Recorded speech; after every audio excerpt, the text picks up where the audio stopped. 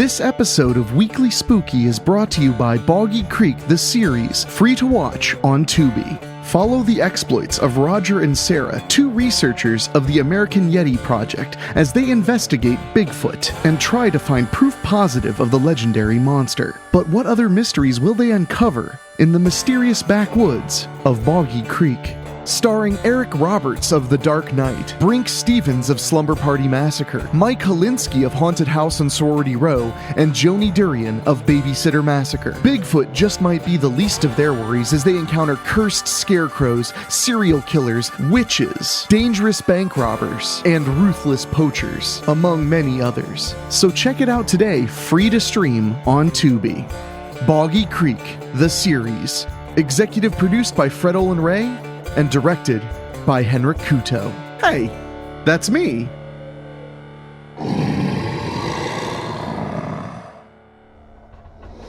What's that? You want to be scared? Come with me.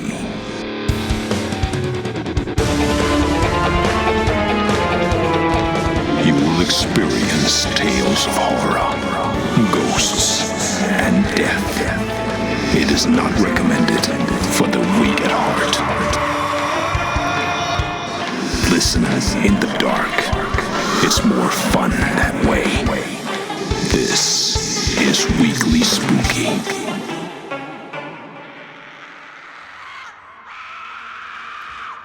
Hello, my friends. It's Wednesday, and you know what that means. It's time for a little spooky in your weekly. I'm your host and narrator, Henrik Kuto, and we have a nice piece of paranoia to share with you as the temperatures get hotter and hotter. I don't know about where you are, but here in sunny Dayton, Ohio, it's in the 80s already. But I can think of a place that's a lot warmer, if you know what I mean. But we'll get to that in a moment. First, I want to take a second to say thank you very much for listening.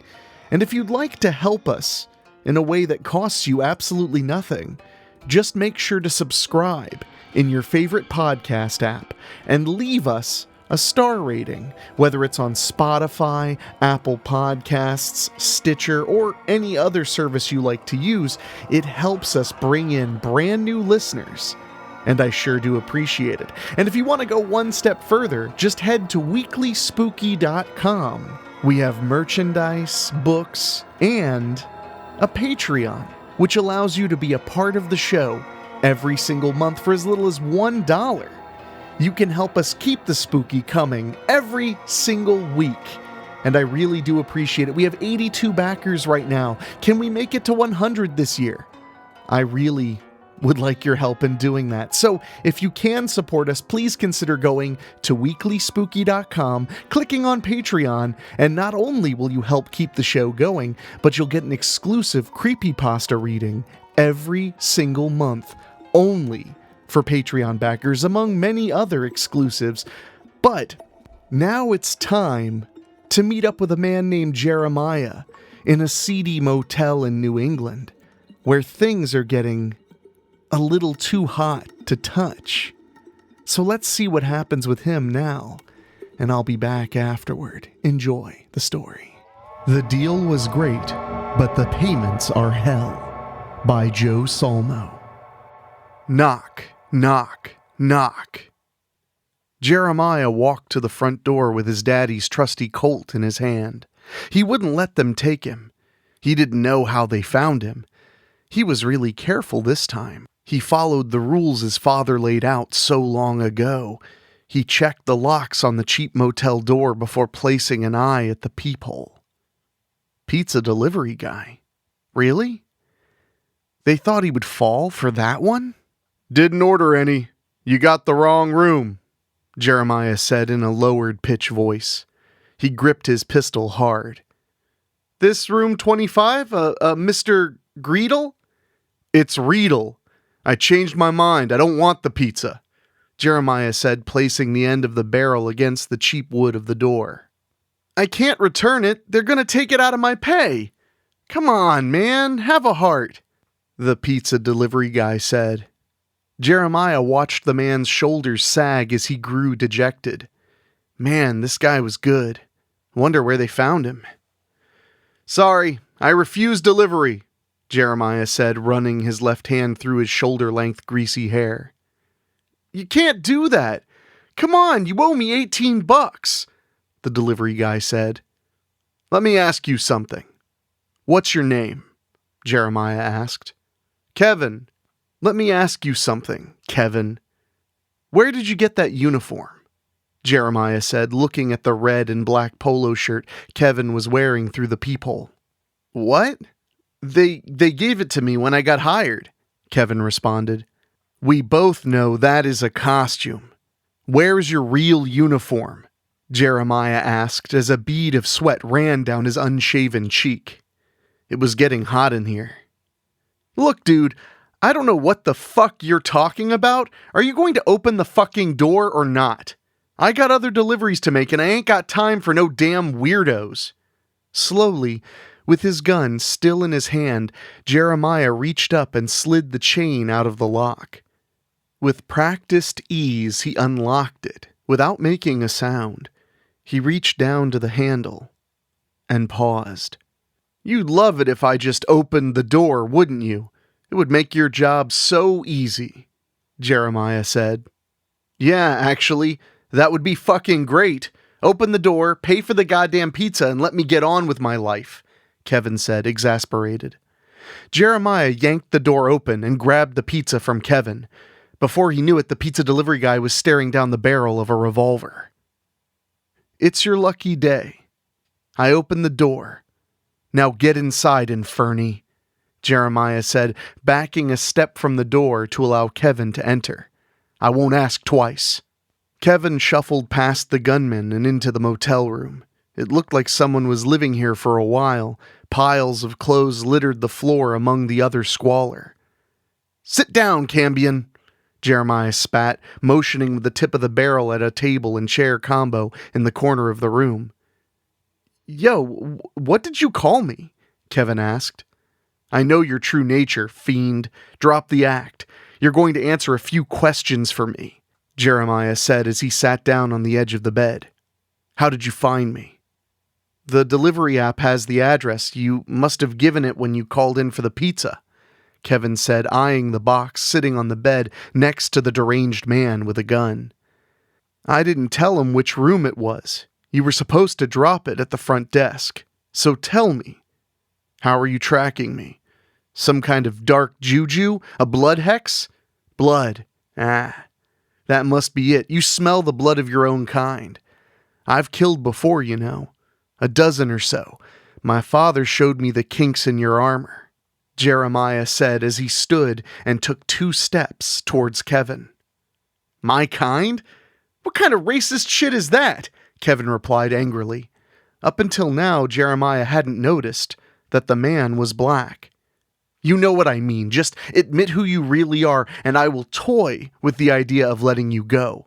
I know I said I killed a bunch before, but if you cooperate, Jeremiah said and lowered the gun to his side. I just want this to end. Look, I just deliver pizzas. Just tell me what you want me to say and I'll say it, and we can both go on with our lives, Kevin said wide-eyed. A shiver ran up his spine as he looked at the twisted features of the man with the gun. Just tell me how they track me. How do they always pop up no matter how far I go? Just tell me this one thing. Jeremiah sighed. He sounded tired. He was tired. Being on the run was wearing him down. His father warned him about getting enough rest. That and not eating White Castles. Can't get the shits when you're on the run. Who are they? Maybe it's your cell phone. Your kind. And I don't got one. Your car? Stolen. Credit cards? I pay cash for everything. Then fuck, man, I don't know, Kevin said and shivered. What's the matter? Cold? Jeremiah inquired as he took off his own jacket and tossed it on the bed.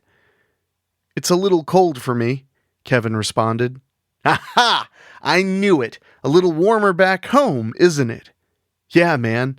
I'm from Atlanta. I'm not used to this New England fall weather. Damn tuition's so high I had to get a damn job delivering pizzas to crazy white folk, Kevin mumbled. Atlanta, eh? Jeremiah said, and crouched down in front of his captive. You sure that's where you're from? Spent my whole life there until I met my girl and followed her to college. Why don't you just come out and say what you mean? Think I'm being all elusive and shit. Where do you think I'm from? Kevin asked and reached for the pizza box on the nearby bed. Jeremiah slapped his hand away. No pizza. It's probably got some kind of edible tracer in it. Wow. Just wow. You gonna hold me hostage and not even feed me the pizza they're gonna charge my ass for when it's all over? That's cold, man. To answer your question, I know where you're from. It's a lot hotter than Atlanta, though. Cambion. What did you call me? I ain't never heard that one before, Kevin said, getting more agitated and less afraid as the conversation went on. Cambion? That's what you are. The spawn of an incubus and a succubus. Demon spawn, sent to get me. My father warned me of your kind. He told me how you follow my family around and cause ruin. How it was up to me to stop it. To kill the demons plaguing us. I've done a few in, but it looks like my work ain't done. I know what I have to do. This ain't my first rodeo, Jeremiah said, lifting the pizza box top with the barrel of his gun and sneaking a peek inside. It did smell good. I don't care how many rodeos you've been to, except it seems like a bull kicked you in the damn head too many times. I ain't no demon. I'm just Kevin, from Atlanta, chasing college tail here in Boston.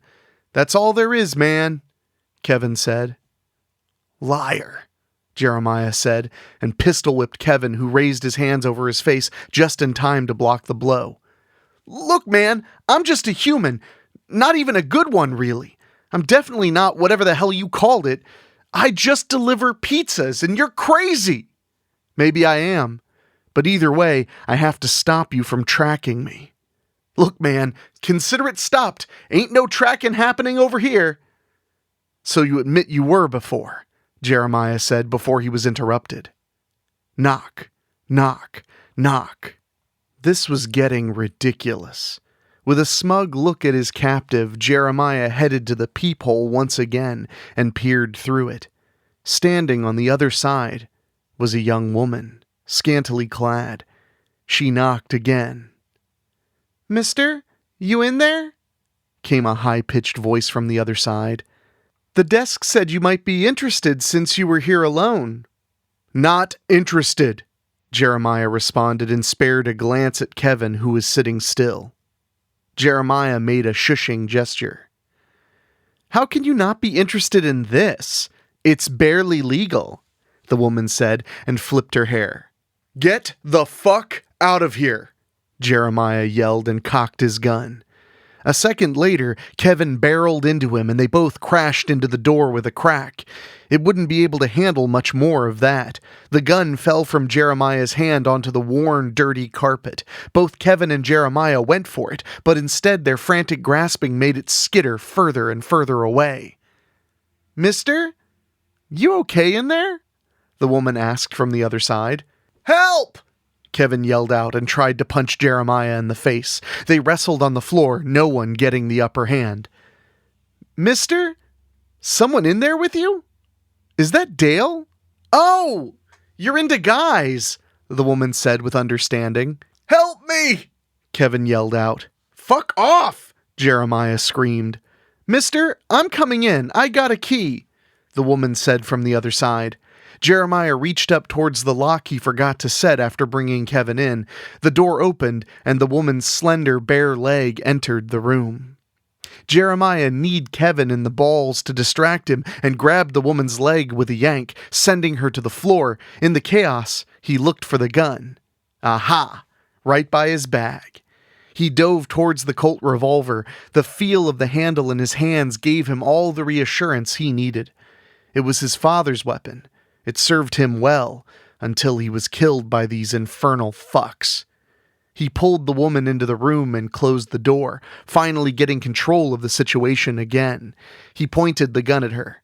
You picked the wrong room, bitch. He fired a shot into her torso and turned the gun on Kevin, who had backed up to the wall, pulling his legs up into a fetal position. Now, are you going to answer my question?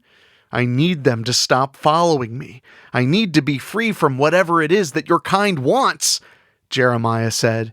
I got nothing, man. This is crazy. You shot that hoe, Kevin said and looked over at the woman. His eyes grew wide as she first sat up, and then stood, checking her stomach for a wound, but there was nothing there.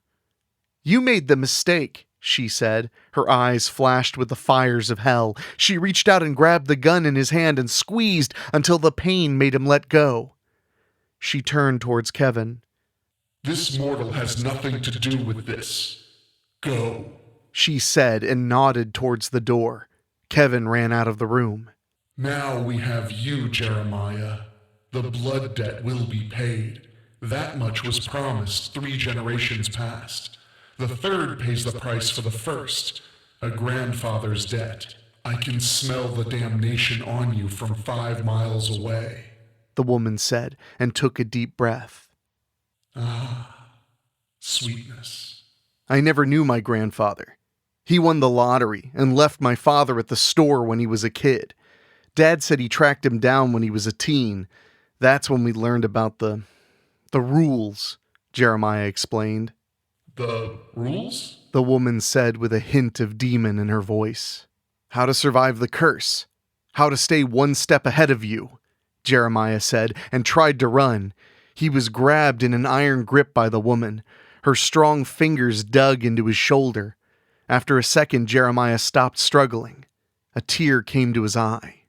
Just gonna grab that pizza, Kevin said, ducking back into the room and grabbing the box. On the way out, he stopped and pulled a piece out. No pizza for you, he said to Jeremiah, and took a big bite. The woman turned her fiery eyes toward him. Sorry, I'm out of here, Kevin said, taking the hint, and left. Halfway down the hall, he yelled, so much pepperoni. The woman turned her attention back to Jeremiah. The fires of hell blazed in her stares. Her skin began to peel as if burnt, and pieces fell to the floor around her. If she noticed, she didn't lead on.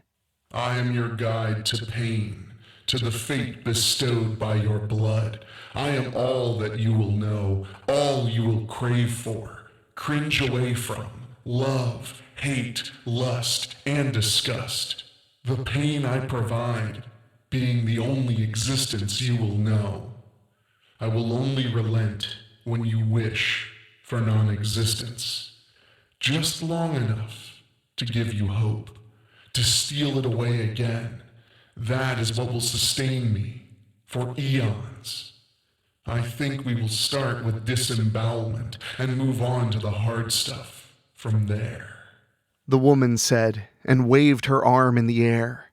A fiery opening ripped in the cheap carpet of the hotel room. The woman pushed Jeremiah down and jumped in herself after him. The portal closed up with a whiff of burnt carpet. A moment passed.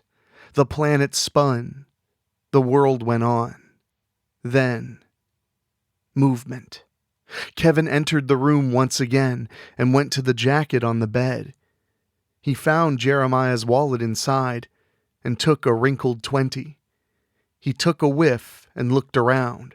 It's for the pizza, he said, and left the room, closing the door quietly behind him. Well, my friends, I hope that brought you just a little bit of satanic charm, which I feel is only appropriate as heat waves go across the United States of America. I hope wherever you are, you're staying cool. And speaking of cool, I want to say a humongous thank you to Joe Solmo for another great tale. Joe has been with us since the beginning, and I sure couldn't imagine doing it without him, honestly. And speaking of people I can't do this without, I want to mention again, our Patreon is absolutely the #1 way to support the program. And all you have to do is go to WeeklySpooky.com and sign up. For as little as $1 a month, you get bonus content every single month.